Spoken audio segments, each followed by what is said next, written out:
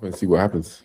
Yeah, good. I actually wanted to actually discuss the young LeCun $1 billion Mm. $1 billion company, because the number one question I had was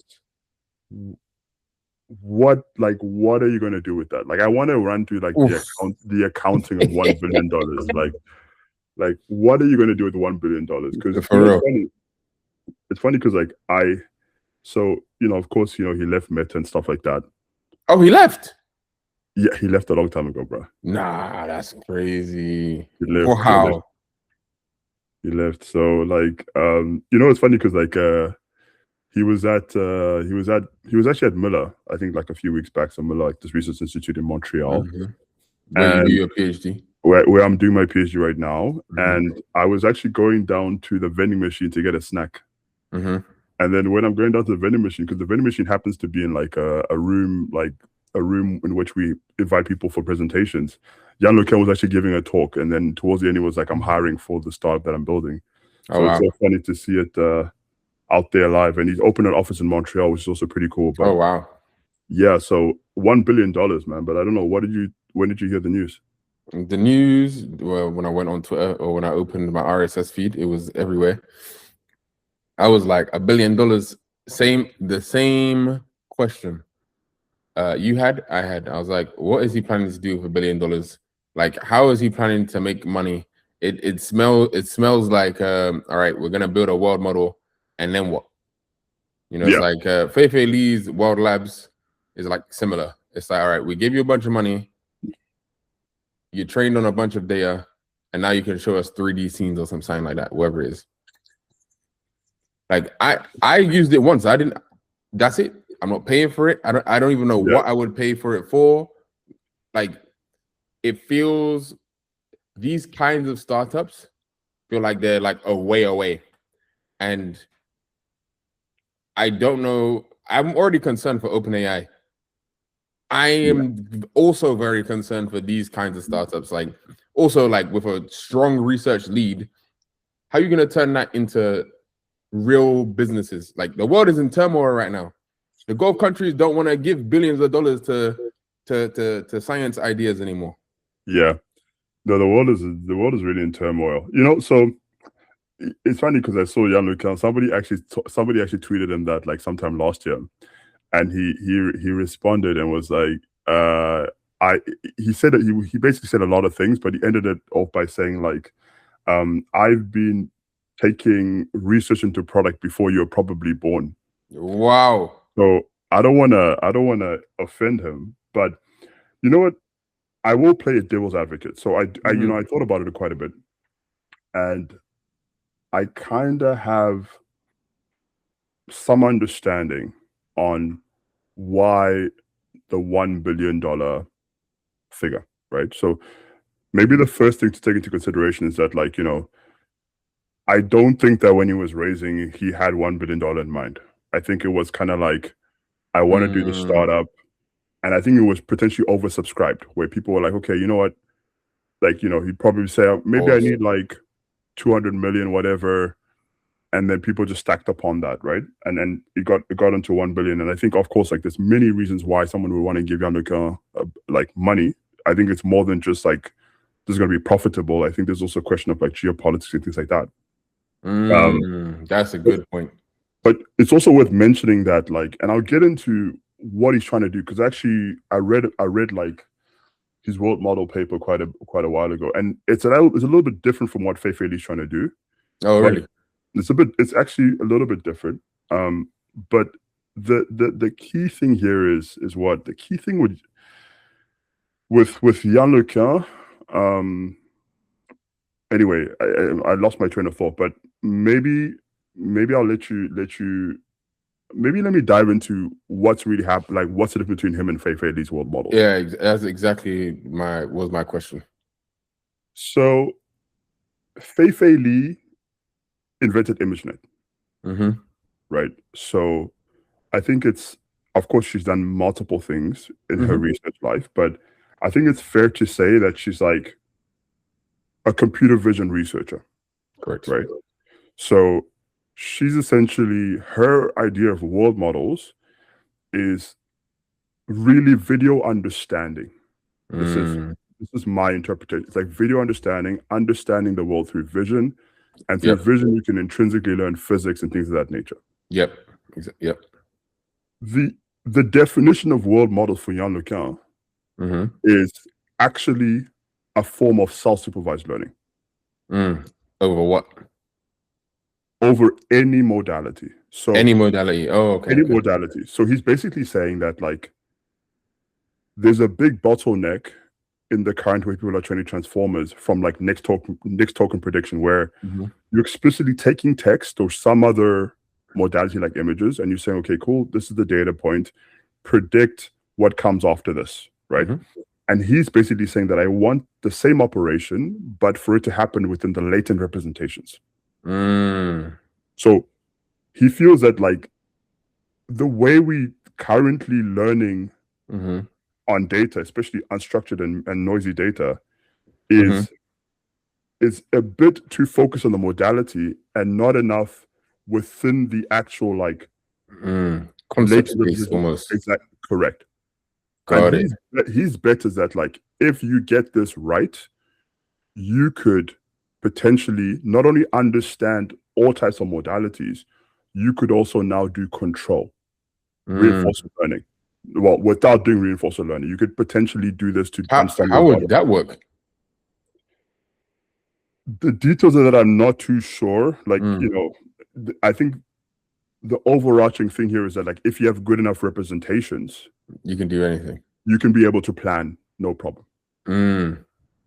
So his bet is like, I want to reformulate the question of world models from actually video generation and understanding to understanding structure and data. Within the latents, and like, this will be rich enough to do things like control and robotics, because I think we've reached a bottleneck with transformers. Yeah, that's interesting. I have no intuition of, like, how successful he could be, but if I was a millionaire, I would throw him, or a billionaire, I would throw him 10 million just to see what's gonna come of it. The only reason why I would give him the money is if I think he's going to solve robotics. Yeah. I don't see it, because it you know what it reminds me of? It reminds me of like, it feels like he's creating like a really cool brain. You know how, like, us AI engineers, we use OpenAI as like a really cool brain to power whatever our applications are. This doesn't feel, I feel like robotics needs something like way more specific. And I need to, and this is where a slice would be useful. But like, if we look at what, I guess, like, there's like vision, action, like, you know what? Maybe he could, but I feel like the winners are gonna come from the people who are using these models now, like language models. Because let's say a cool world model comes, I can swap out my language model for a cool world model. So, and then also, what is he gonna make this really cool brain? Does he have the expertise to build robots? Does he have the people on the team? Like, that's a whole different ball game. So he may be the OpenAI of robotics, but we have no evidence of that so far. So, and I think the people who are going to build the things on the ground that the consumers buy is where a lot of value will be created. I don't even think he's thinking like that. Like, yeah, he's not. Nah, I don't think so. And I think this is like the deep mind moment all over again, right? It's like, come on, let me build a research lab, and I want to solve a problem. Like, you know, I want to solve AGI. Let me build a research lab and let me get a bunch of smart people. Something will come out of it, right? I think Ilya Satskova, or it might have been Ilya, who had a chat on another podcast, and was kind of like, when they asked him the question about, like, how you're going to make money, it was like, you know, We'll see. But I think like, and I now remember the point I wanted to make earlier. Like, where I do give Jan LeCun some grace is that training these models is expensive. Very expensive. I think, this is like, I think a pretty decent model train of a transformer. Let's say you're training like let's say for example you OpenAI or Anthropic. Training a Claude or training an OpenAI, a GPT is at least over $100 million. 100 million. I think so. Fully end to end. Fully end to end. We should look that number up. I'm not sure. I know it's in the tens of millions, at least from the numbers I've seen. Yeah, I think so. I think it's like, it's definitely more than 10 million. It's definitely tens of millions, But then I think if you look at the whole process, not only are you like training the model and the energy required for the model, the data labelers, everything. Yes, it's a whole thing. It's a whole thing. It's a whole thing. So I think it is very costly to train these models. Yeah. Right. So like if we look at, for example, the billion, we are now sitting at what's that, 10%? That's crazy. He can do 10 modeled runs for a billion. These numbers do not make sense. It's crazy, bro. Right. Remember back in the day when we could just train models on our laptop and we were like, yo, we're doing some fire shit. And now it's like, no. You need a data center to come even close. No, it's crazy. It's absolutely insane. So like, I don't know, man. But it's you look at it just like, bro, like this is I don't even know how we're living. And my number one question is like, as I think yesterday I was thinking about it, I was like, as I said, the real, like, I personally think that like this could have been a scientific question and could have been explored within the realm of research. What is this that you're referring to? This idea of a world model and learning, because I mean, essentially it's the JEPA architecture, this joint embedding architecture, right? Like he wants to show that this JEPA architecture can generalize to all types of modalities and do control and etc.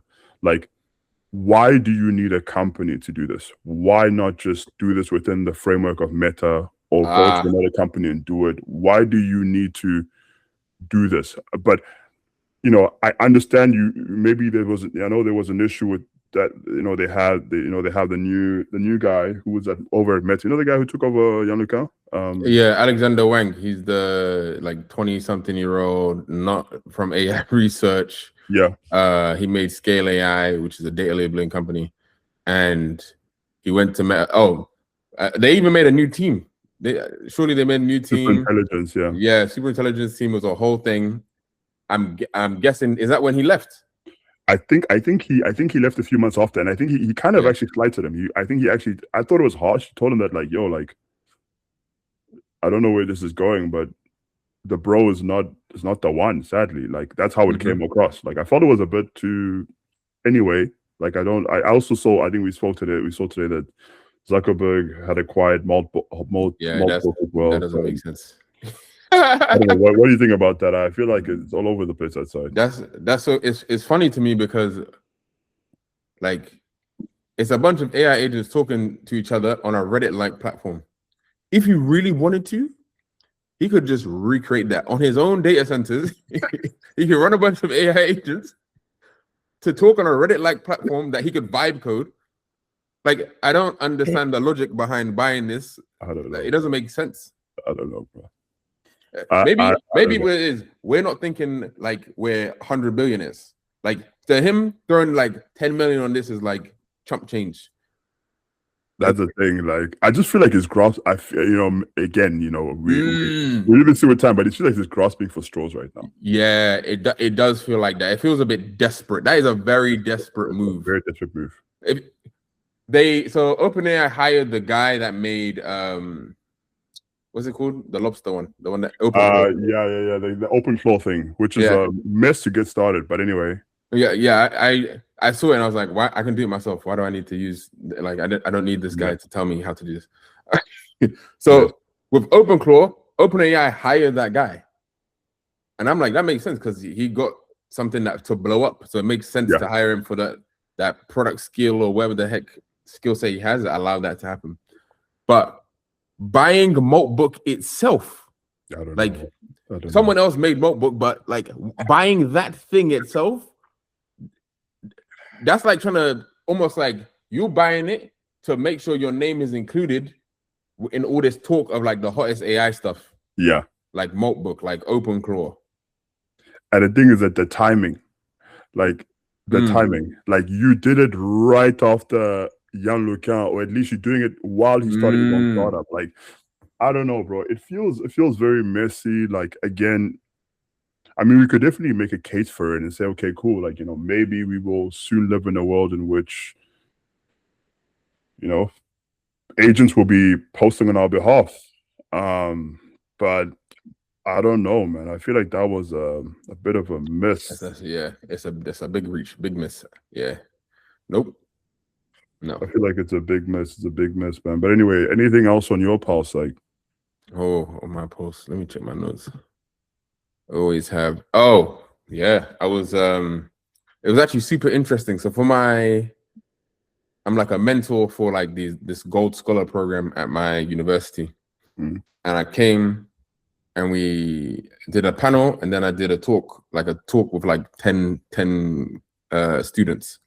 And then most of them were like computer science and AI. And it was the first time that I got to speak to like students who are still studying right now. Like they're studying computer science. They spent money on their degree to study computer science right now. Oh, they do not feel good about what's happening right now. Yeah, I genuinely feel sorry for them, because they thought they were like, yo, I'm doing the right thing. And then nope, not anymore. They feel like there's so much tension. Like, for example, you're a student learning and you really care about learning. So you're like, I'm not going to use ChatGPT. I'm just going to do it the good old fashioned hard way. But almost all of your peers in your class are using ChatGPT. You remember they would give us like a brief and we have to go write this big ass software project. Yeah. That same thing is Claude will do it like that. So there's two types of kids. There's kids who are like struggling to get good grades because they really want to learn and make sure that experience is embedded in them. And there's other kids that are just using this ChatGPT, getting good grades. And then they're like, doesn't this like make my degree like worse? Because now this kid's gonna graduate with this high grade simply because of ChatGPT, and they feel like unless I had used these things, which is detrimental to my learning as to a certain extent, I'm gonna be left behind. So every moment is filled with tension. So let's like double click on this, because I definitely do share the grievances that, like, I think, computer science has changed. It's changing, and it has changed, right? Like, and I think entering to the job market as an early software engineer or somebody who wants to work with computers is a bit difficult, because experienced engineers can just leverage this technology and not need these engineers. Yep. But we both studied computer science. I studied in South Africa. You studied in the United Kingdom, in the UK. And like, I remember the computer science curriculum in at least the first 2 years to be somewhat strictly paper-based. Oh, really? Like, there was a practical component, like, that would count towards your grade. So you would go to like, a computer lab, and then it would be delimited, like there'll be a certain time that you have to like solve a particular problem, right? But the computer is very controlled. Like, you can't go on the internet, you can't do anything, you can't do anything. Like, that's all you could do, right? And then even in the exam period, like, you would literally have to write code on paper and it'd be scored like that. What? And then you only were able to, let's say when you were doing like your final year project in your third or your fourth year, that's where you could use the internet or whatever the case might be, but like the foundational first 2 years was relative. They treated computer science like mathematics. Wow, that's very different to mine. Was that not your experience? No, yeah. Like, in our first year, it was like a lot of coding, because there was some kids like me who knew how to code before, and there's some who didn't. So they were like, just, all right, guys, just get used to it. We're coding, building this, building that. We did have like a lot of things like all the like discrete maths and all that stuff, but it was like a balance of the two. And if they gave us a coding project, we would go home and do it, and we had access to the internet and whatnot. But access to the internet didn't mean that it would solve the project. It just means you could use Stack Overflow. Remember that website? Yeah. I remember. It's crazy. So sad. It's so sad. It's really sad. But yeah, no, like so when people say that, I'm like, I can imagine in the final year how that's difficult, but given the experience that I had, and I enjoyed it because, like, you know, and you know, we did our curriculum was in Java. So it forced me to be really, really good at like Java syntax. And I remember even when I did like an internship interview at Amazon, like when I was in 4th year, like honors in South Africa, and like I just knew the syntax so well because I've been writing in paper for such a long time. Woo! Like it went well, but like I think right now, like I'm asking myself, like, but then again, I think the curriculum then, there was not a lot of AI. Like, you know, we weren't taught neural networks. Oh yeah, like that. Like it was like we were taught like a multi-layer perceptron, but a lot of it was a computer architecture, data structure. Oh yeah. And I think now probably like I think it's almost suicidal to not do like a proper like neural network course in computer science. So I think it's going to change completely, but I don't know if I feel like I would not discourage someone to do computer, because there's a difference between computer science and software engineering. Correct.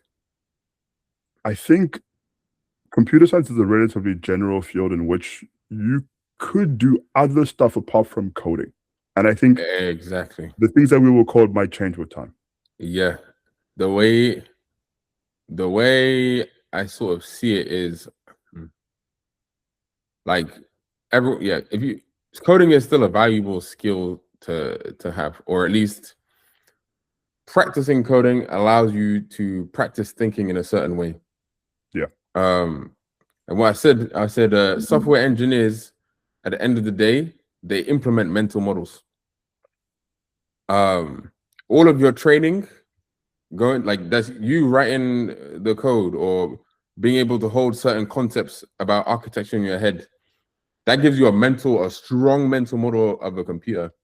And then when you go into industry, what you start to do is develop strong mental model for the business that you're dealing with and their problems, and good mental models for the systems that they use.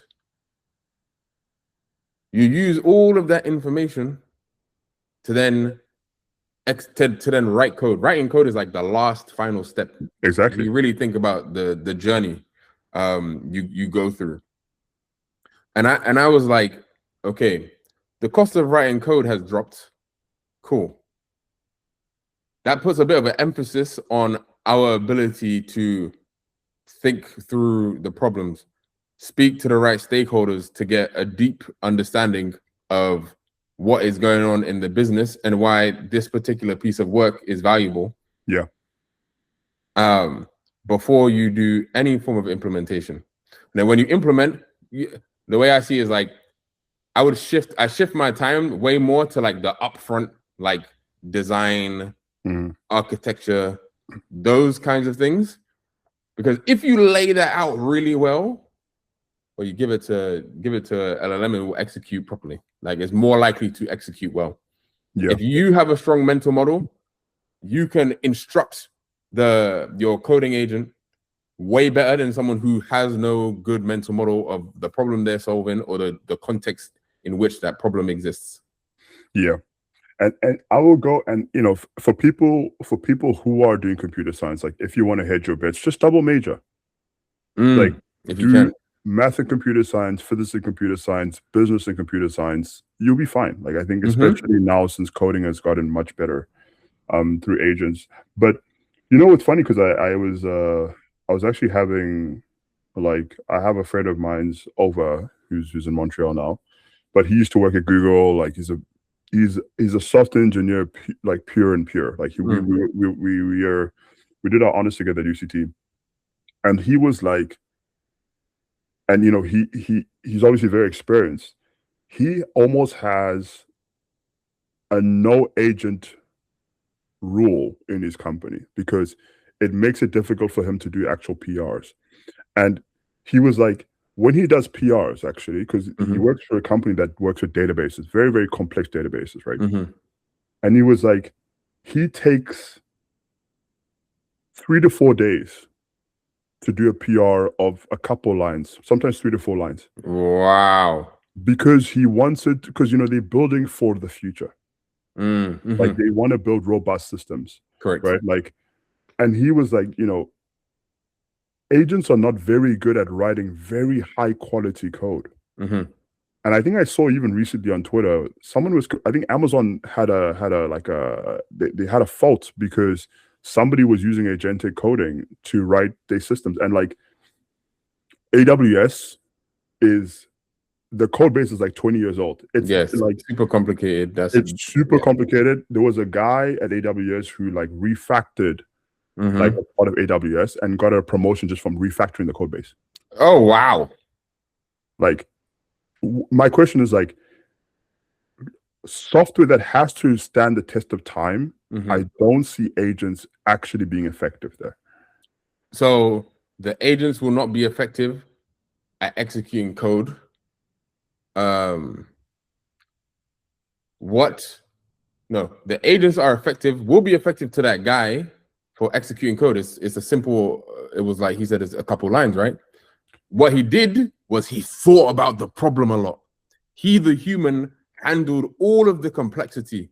And he spent 3 to 4 days to really think through the ramifications now, the ramifications next year, the ramifications in 5 years. Yeah. That's like really thinking about how am I going to design this, like you said, for the next 10 years.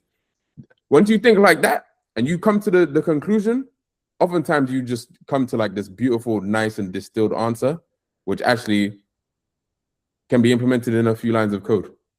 And like he doesn't need to write the code if he doesn't want to, but he must do the thinking. My question is like, can agents write that? I'm not convinced yet that agents can write, like, let's say, like, if we were back 20 years ago and AWS had access to an agent that could write code, I strongly doubt. I think that they will have more issues now. Yes. Okay. Than what they have right, because it's you need to be extremely forward thinking, and I think a lot when you use agentic coding, right? There's a lot of boilerplate code. There's a lot of code that doesn't need to be there, and code should be atomic in some sense. And like, I think agentic coding is very good for like, you know, when you just want to bootstrap a solution, but when you're writing production level code and you need to answer for this code, I don't see agents being effective. Yeah, so the agents will not be effective in thinking up really good solutions. But like in that guy's case, if it was a 3-line change and he knew exactly what it was, there's no real difference between him telling an agent to write those 3 lines versus him changing the 3 lines himself. Fair. You see what I'm saying? So like, it's all about how you use the tool. And what happens, and the reason why it's dangerous is the friction is so low. So what happens is that, like, think about the amount of friction. He's like, yo, with a PR, I sit for 3 to 4 days. That's a lot of friction, and you're really sitting and thinking about it. But someone who is not disciplined or doesn't care, guess what? They're like, fuck all that 3 to 4 days stuff. Now, AI, I want this feature done, and the code comes up because it's so easy. But the thing is that, like, but that's dangerous. That's dangerous. It builds cognitive debt. Because you do not have a mental model for what is actually implemented, because you just started typing. My question just made whatever. My question is: you're working at NASA, you're working at SpaceX. You need to write code that's going to be deployed for you to go into space. Will you? I would personally not have anyone use an agent for that? That's a good question. So this is a safety critical system. I would, as long as it's clear that a human has really thought about this solution, I can allow a coding agent as long as the human reviews the code. Sure, but now they're making agents that review code now. No. Yeah, actually, that's a good point. No, guys, we need, at the end of the day, you need a human accountable for it, because the human can hold the complexities, reality, all of these trade-offs and nuances that exist outside of a code base. We need a human for just trust, accountability, things of that nature, especially when we're dealing with human lives. Yeah. Not some B2B API between a bank company and this company. That's real human lives. That's the thing. And I think that's the reason why I'm like, the more and more I think about it, for example, let's say we get into banking, we get into the like, there's so many sectors in which it's critical code that runs the world that I think we need to be very cautious. And I think actually when you know, and I obviously like swift between both sides, right? Like where people are like, oh, you know, we don't need software engineers versus we actually need more software engineers. We need and I think I'm leaning towards we need more, because you know, now that we've essentially like 10x productivity and we can now sort of, you know, the barrier to entry to writing code is lower. That's a good thing, but now let's write quality code. Exactly. Yeah. 100%. I think no, there's nothing to add there. That's exactly what I would say. But yeah, no, definitely. I think it's good. And you know, when you just see the way things are moving in AI, like, and I think this is also a point that I think we both find interesting, is just like looking at how AI is moving, right? Like, I feel like the adoption of AI is moving at the speed of light in North America. And I'm really scared for other geographies in other parts of the world. So I'm like, that's so interesting. I mean, especially Africa and the Black diaspora. And I think we need to be much more involved in this. In what respect? Because we just went from you saying, look, we got to be careful about using these AI coding agents because, you know, it may write messed up code and not quality code. But then on the other hand, you're saying, basically saying people shouldn't adopt this or be careful how they adopt it. But then you're saying, oh no, other people in the world should adopt it. So how do you deal with that tension? I mean, at the very least, literacy. At the very least, literacy. And I think also sovereignty. Like, funny because I was again having another conversation with someone this week who's working in like AI governance. And you know, she pointed out to me that, you know, a lot of companies and things like that, like a lot of stakeholders don't actually know that these systems are biased, which it's funny because, you know, it seems like a very obvious thing, but I guess people don't understand how these things work, right? But man, like, Roy, you've been around PhD people for a long time. I mean, so many people who have no clue what the hell is going on, how these system works, that there's any bias. Do you experience this at work? Do you experience this at work? Roy, yeah, what? Oh, 100%. I'll hit people with the like back in the day. You remember when Google Photos labeled black people as gorillas? I would hit people with that story and they're like, oh my God. Where did that happen? Oh my God. They're like, wow. Like that. It's funny because this just reminds me of when we were in Europe's. Yeah. And we were taking an Uber back from a party we went to. Yeah. And the Uber driver said to us, oh, what are you guys here for? And we said, oh, the NIPS conference 2017 before. Yeah, when else before it's called Neuro. Yeah. Old white researchers come up with silly names. Okay. So said, oh, you're here for the conference. He was like, oh, great, you guys must be geniuses. And we just looked at each other and died laughing. We were like, geniuses? Us? And we were like, no way, dude. There's all of this, the Jan LeCuns Yeah. and the Andre Yeah. Carpenters.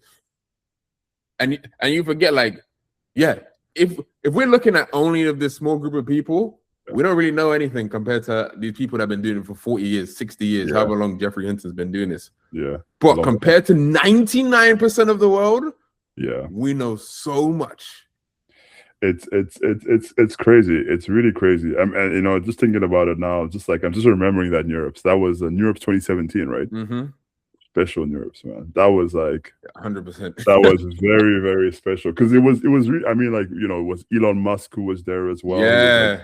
Escorting people in private Teslas to go to some secret event to talk about AI, stuff like that. It was, you know, it's funny because, like, and I think I spoke about a little bit on the group chat, and I was just like, I missed when researchers had personalities, like research personalities, like, you know, at that time and you know, pre LLM, like there were people who were doing research on like somewhat abstract things, not so much abstract, but they all had their own flavor of how to build intelligent systems, right?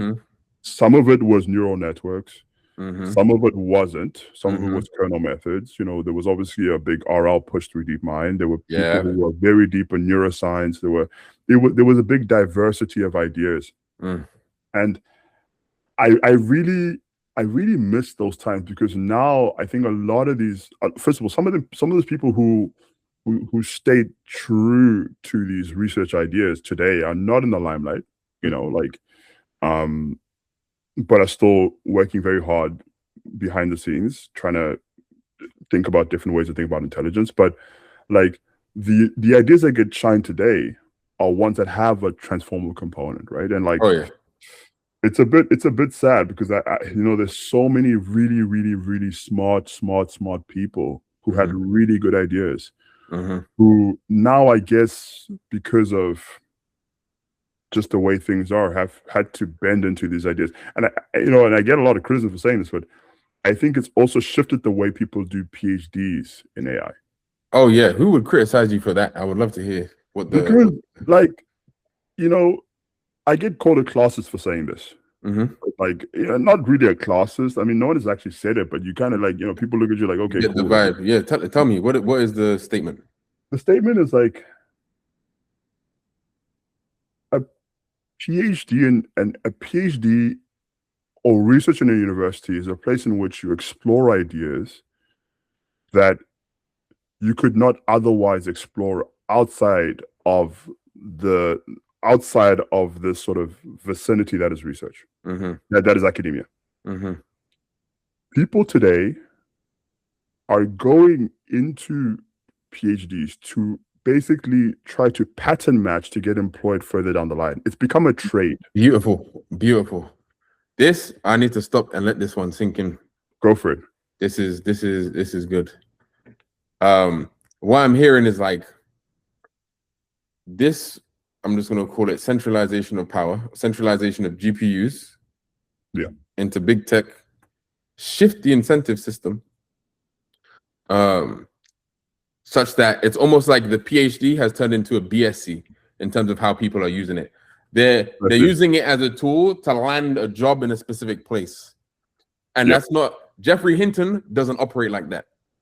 He was in the, what's it called, the AI winter. He was there putting in work, pushing these ideas that no one cared about, that no one wanted to fund. Until very recently. Like, you're right. The PhD academia is a place for people to research those ideas. Why are all of our ideas and our smartest people being like almost like this constrained into operating in one kind of way, looking into one thing? I want the smartest people in the world looking at all the different avenues and ways that we can improve things for everyone, not just, it's like you have this one horse, you have this one model, and you take it and run and see how far you can go. And, you know, I understand why people do it. You know, there's economic pressure, there's all these type of things. Like, you know, I can see why, but man, it just, and I blame the companies, I blame the industries. I mean, they have essentially they basically made PhDs like as a sort of a status symbol to get hired into their companies. People explicitly say PhD research scientists, like we're looking for that. Yep. And you know, of course, the economic opportunities are very high. So I understand why people do it, but I just feel like it's this is not what research is about. And I think you and I also get into a bit of a back and forth with regards to university. I think university is a place to explore ideas. I don't think it's a trade. I don't think it's a place where you learn. Even the BSc, I don't even think you do the BSc so that you can get a job. I think it's become that. I guess it's evolution. Definitely become that. Yeah. I guess it's evolution, but like I think at its nascence, a university is a place to understand and contribute towards knowledge without really a dollar amount in mind. I agree with this. That is like, if you went back maybe 50 years, I would say that's probably what it was back when it was like free to go to university. Yeah. The reason that was is because you didn't need a university degree to get jobs. So people were happy to be a plumber. It's only like the autist of the town was like, I care about the truth in some specific field. Yeah. A lot. And they would go to university, and they are like, they're there for the ideas and for the truth. They're not even like, I use Jeff Hinton a lot because like he's just a A-star example of this. Yeah, exactly. That's what leads to I don't know if this is just a fact, but my intuition is that like when you have people doing things like that, that is, and it's not what they're optimizing for, but that is what leads to great outcomes. Yeah. Like I think there's a book like greatness can't be planned. You can't really plan it. I think it's super clear, and hopefully nobody comes and shouts at me for saying this, but yeah, I think it's really sad. And when I think about those Neurops, I think about those times, and I think about just researchers of those times. Like the ideas were really good. I mean, of course, they weren't very impactful, right? Like, and even when you look at sort of the lineage of the attention is all you need paper, it's the lineage comes from people who thought very deeply about things. Yeah, for a long time. For a long time, and then after that paper, it was just like, we'll take it from here now. So something I wouldn't even say after that paper. It probably after GPT-3. Yeah, true. Yeah, which furthers our point even more. Yeah, exactly. They were under the radar in Google. That paper was 2017. It didn't really, no one cared until like 2020. That's true.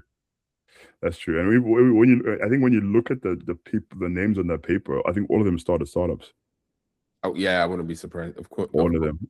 They said, "Hold on, we trying to make money."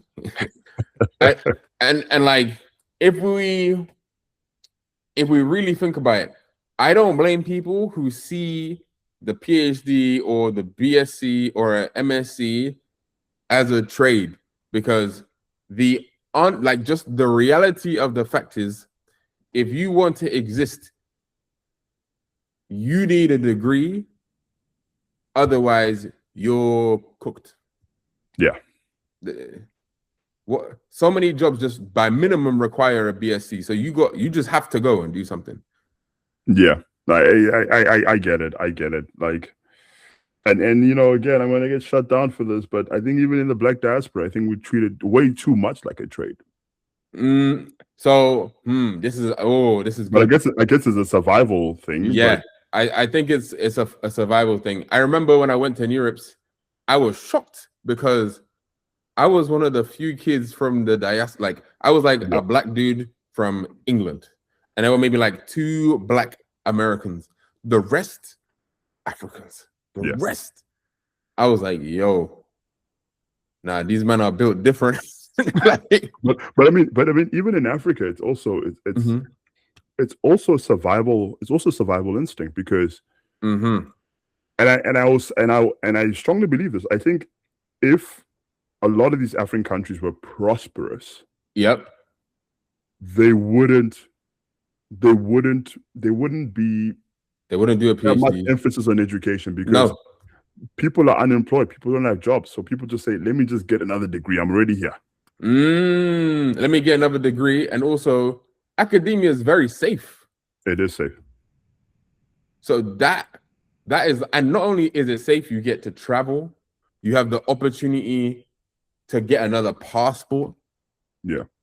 Like if you move to another research institution in a different country, like those are things people without PhDs would never be able, or would be extremely hard for them to do if you're coming from one of these countries or some of these countries. And at the very least, you get to teach. At the very least. It's like it's like the most, teaching is the most foundation. It's not the most, but it's one of these professions that are always necessary. We will always need teachers. 100%, always. And that's why it's super safe. And that's why there was a lot more Africans, Africans, not African Americans. No. But if you look at what you said directly applies to what happens in the UK, where it's like, no black kid is thinking about going to PhD. Like we trying to get our bachelor's and make some money. Like it's straight, it's a survival thing. Yeah. Like it's like, how can we made it to university. That's like, yo, we did it. Yeah. Clear the bachelor's hurdle, go and get some money. Because guess what? You can make good money with just the bachelor's. Lots of good money. And in the UK. And it's funny because so the complete opposite is the case, whereby in the West, and I actually wanted to write an article on this at some point. A lot of people who do PhDs are actually privileged. Yes, yeah, a lot of them. And I the reason I think is because if you're let's say you're not privileged, you're just trying to make money. If you're privileged, you have the luxury to do the bachelor's and then do the master. You have to pay for master's applications. You can't get a full student loan. I would be putting myself in more debt. What? Like, if you're from poverty, you're not even considering that. Then also, I'm going to do a PhD. I'm going to be a grown man and poor. Like, it's just like, it's the same. It reminds me of like people who go to like elite art schools. Yeah. It's like, you have to be super privileged. Yeah. To get into those sort of things. Yeah. It's so funny you say, because like, so I mean, of course, so like there's certain European PhD programs. Of course, they're hard, right? But and I remember thinking to myself that like it's like they're writing their thesis with like a flute of champagne in hand. What? It's like it's such a it's they and I think in some sense the reason why I did a PhD as well, I guess there is also a survival component there because it's kind of all I know in some sense. But I think, like you said, I think people who approach the PhD, yes, of course, we talk about the money aspect, but they really have the luxury sometimes to think about these ideas, and they're not really pressed with time or what happens after. And oftentimes, these are the people who do fantastic PhDs, in my opinion. Well, they do it the way I would like to do it. But I think there is it is quite a privileged thing to do, and you see it when you ask people like what is your background? How did you see the world? Like, and you see it creeping up. But I think hopefully, like the Black diaspora, we also get into these positions. I think we have a lot of work to do as a unit. But yeah, it's one of those things. And I guess my question is like, how valuable is it for people in the diaspora? And obviously, it's different. It's like a per person thing. Yeah. Like how much I don't know how valuable like going all the way to PhD really is. And we're only looking at PhD in AI. If you're doing a PhD in English literature, I'm sorry, you're gonna be poor. You have to get do you see what I'm saying? Yeah, I see what you're saying.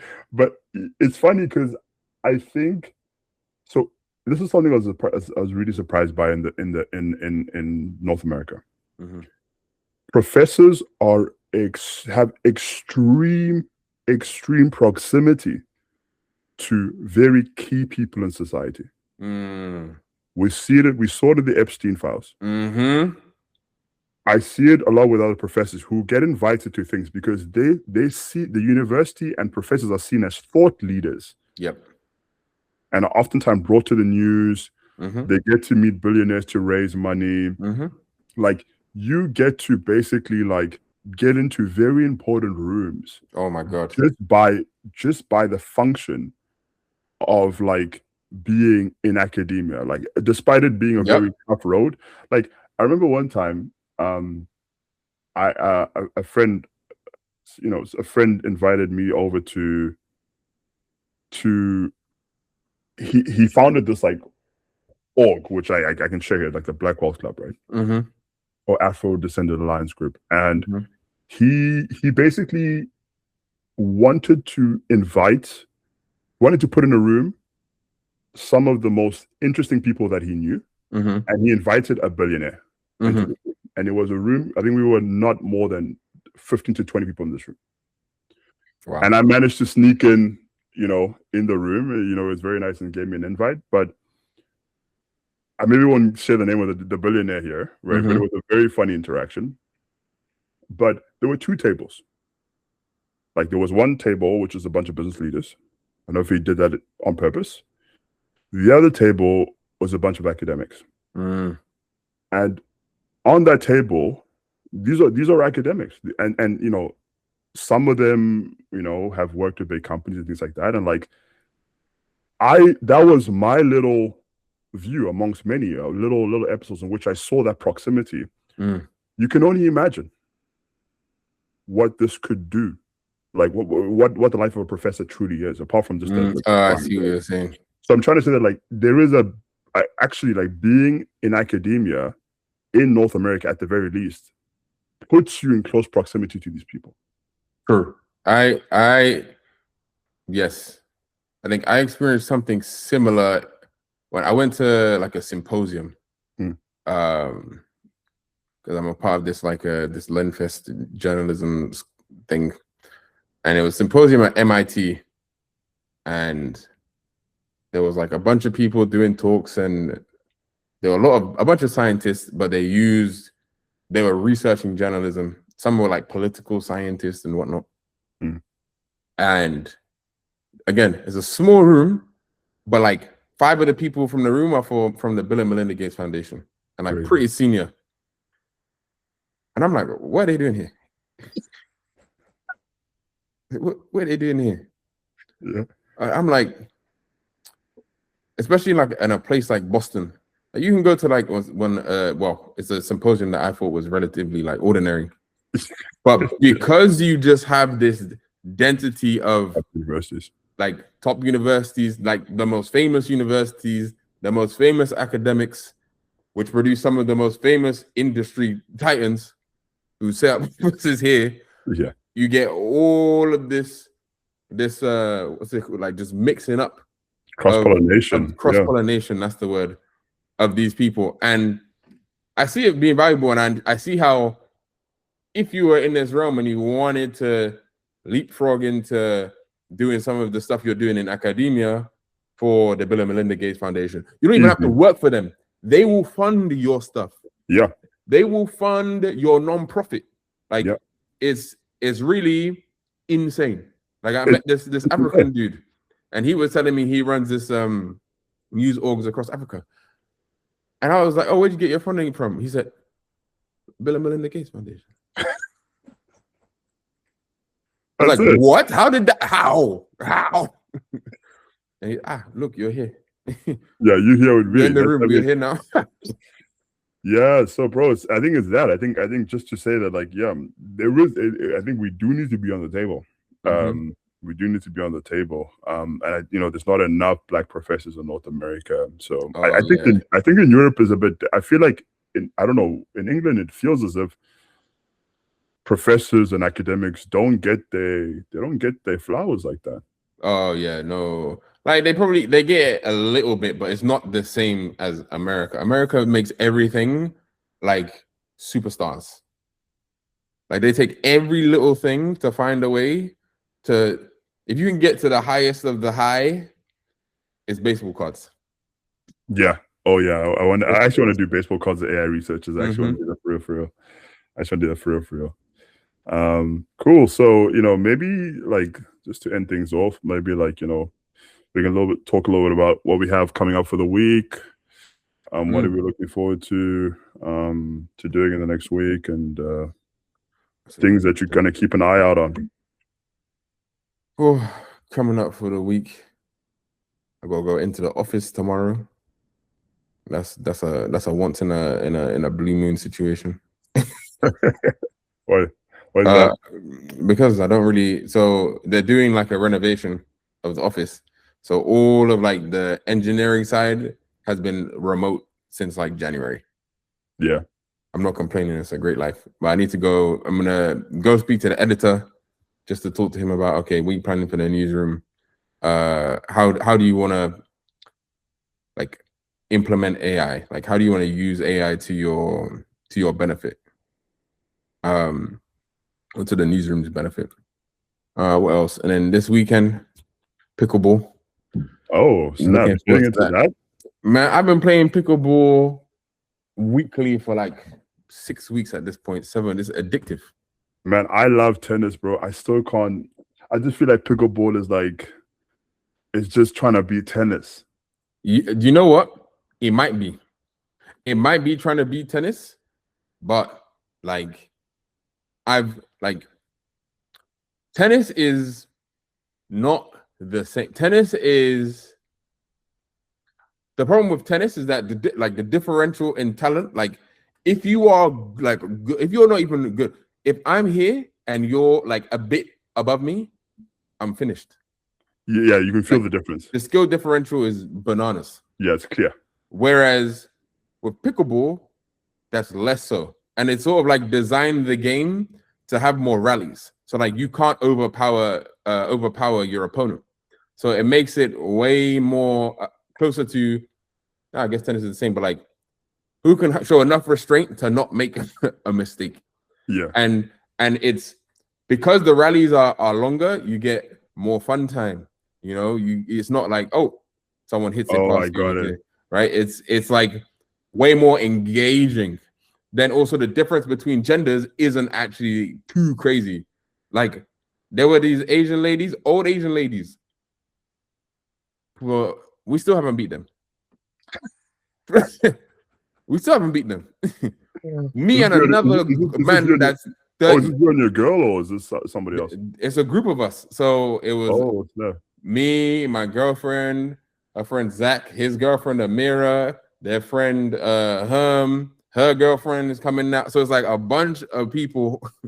Like slowly this group is built, and every week more and more people, like random people, are coming to play pickleball. And like I watch people get better. I watch people come and be like, yeah, I'm coming again. I'll see you next week. Fire. Like it's I've never seen a game that has accumulated fans like this quickly. I need to stop being a hater because I really am into tennis. Like not super crazy like I watch all the time, but like I took classes like every summer. I play, like I'm always playing, and like I just like the sport. But when I did see pickleball, I was like, I don't know, like the paddle looks kind of funny, like But the thing is that I keep hearing people saying that like this sport is addictive, and people keep like roping themselves into it, adding more people into it. I was supposed to play one time in Montreal. There was like a friend of a friend was visiting from France and was like, yo, is there like he just arrived and he was like, yo, is there any pickleball place I can play at? I was like, what the hell? Like, we could play tennis. He was like, nah, I want to play pickleball. But it fell through, but I still never had the chance. Apparently it's expensive as shit though. Pickleball, no? Oh really? Am I confusing pickleball and paddle? Oh, paddle, yeah, paddle might be expensive. Paddle, I don't even know. Paddle like it's it's almost like squash. There's like walls or something. Pickleball doesn't Oh, have walls. Yeah, pickleball is closer to like ping pong, but like you're on the table. no walls. No walls. Table? No, that was the analogy. I was saying pickleball as like tennis. Sorry, like table tennis, but where you're standing on the table. Oh, interesting. Okay, where you're standing on the table and the ball is not too hard. Like Exactly. if it goes out of bounds, it's out of bounds. Yeah. Oh, I see. Okay, that is closer to tennis because the pickleball one is like even as in Joburg. Again, Pickleball. Like honestly speaking, no paddle. Like Paddle. I don't know if in this podcast we'll get into my dislike for Joburg, but yes, like, wait. I want to get into the dislike for I don't Joburg. like Joburg, but anyway, Joburg. I just feel like South Africans just love trends, right? Like it's a crazy place, but these things are popping up everywhere, bro. These paddle courts, by the way, like where they have like these glass things and like it's super expensive and it's a personality now and stuff like that. Like, I don't know. Like, I need to get into it. It seems like it's a lot of fun, but I don't know, man. I think my brother Scott actually plays a couple times. I think he said he played, but I need to get into it. Yeah, try pickleball, and I think because you're already good at tennis, you will like. Okay, I'm beginner. Okay at tennis means you'll be sick at pickleball. Let's see, man. Let's see. 100%.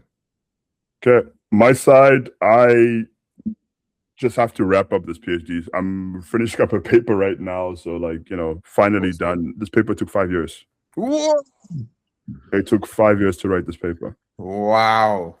5 years to write this paper. Wow. It was a lot of blood, sweat, and tears, and I think the first couple of years was pretty embarrassing because it was just a mess. But I'm glad it's going to be finally out. So it's currently under like a small internal review thing. Hopefully, I'm going to get it public by early next week, mid next week. Ooh, send me the link. I'm so excited.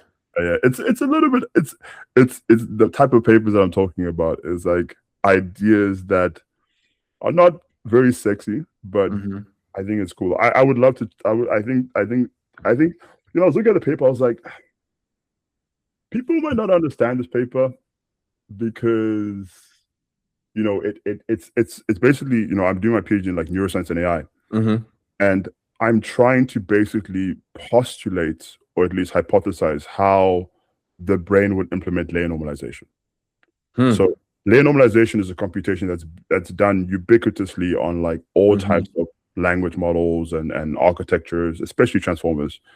And like the brain does normalization, and I basically try to build a model that's sort of brain. The brain does normalization. How does the brain do normalization? I did not know this. Usually to try and essentially ensure that activities within a certain dynamic range, right? You want to saturate, like for example, like the canonical example is like when you're getting sensory input, like for example on the retina, the more you get, the more intense it gets, the more you want to normalize the responses. You don't want it to shoot out, right? So yeah, that makes sense. This is kind of like the most basic thing. So I take it a step further and say, hey, like if the brain was to implement normalization, how would it do it?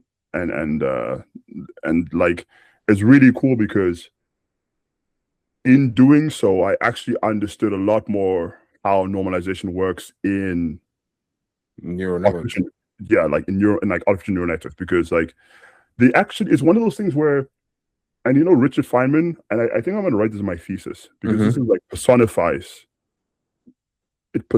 exactly like this project. Is that like, I think Richard Feynman's quote was like, if I can't build it, I don't understand it. Something of that nature. And like the act of trying to build, like to get neural networks to sort of co-organize, to build, to essentially construct their normalization, makes you realize that this is not a very trivial thing to do. So I think the paper kind of shows that. And got it. So yeah. So which way did you go? Because at first I thought you went like, okay, we have normalization, a bunch of different normalization methods in deep learning. Yeah. And then went backwards into figuring out what's in the brain, or is it the other way around? You were like, the brain has normalization, like for how the retina, what, like, how can we do it another way in neural networks? Like, which way around? So the former, the first way. So basically, it's okay, cool. Like ANNs do normalization, right? We also know that the brain does normalization. We have an idea. We have an idea on how it does it. But I'm going to take a neural network, an artificial neural network, and I'm going to try and make it as similar to the brain as possible. And then reconfigure the way we do layer normalization. So I'm basically using ANNs as like a test bed to understand the brain, and then try to draw what's happening. Oh, interesting. So it's like, yeah, it's almost like, you know, enough neuroscience to understand roughly how this thing works in the brain. Correct. You model it like in code, basically with the neural networks. Exactly. And then you see how well does it perform, or like compared to the output of what you see in the brain. Exactly. And then now you start to make hypotheses on what's happening in the brain. Yeah. And so this is the whole field of neuro-AI. So like, you know, there's a lot of people in the lab who've now left the lab who've done some really cool stuff where they've said, like, you know, there was a departure with you know, originally ANNs or intelligence was a neuroscientific psychology question. And this is what inspired Hinton. And I think there was a departure where it became more engineering, and you know, people like LeCun came and built CNNs or whatever. But of course, inspired by the brain, etc. And I think our lab and neuroscience and AI, we're trying to reconcile that gap. We were like, okay, cool. Like let's take back that concept of an ANN and let's try to make it as biological as possible. And try to understand the brain. And then also vice versa, try to understand artificial intelligence. Yeah. That's fire. The problem is that when you're asking for a job, it's difficult. Yeah, you trying to ask for a job and you say that, yeah, tell me about your PhD. Yeah, no, I took how many layers was your Yes. Like that. And you say, oh, 3 layers? 3 layers. Size matters. Sorry, buddy. Yeah, sorry. Nice. Good. This is great. Thank you so much. Till next time. Yeah, next time. Next time is Saturday. I'll see you on Saturday.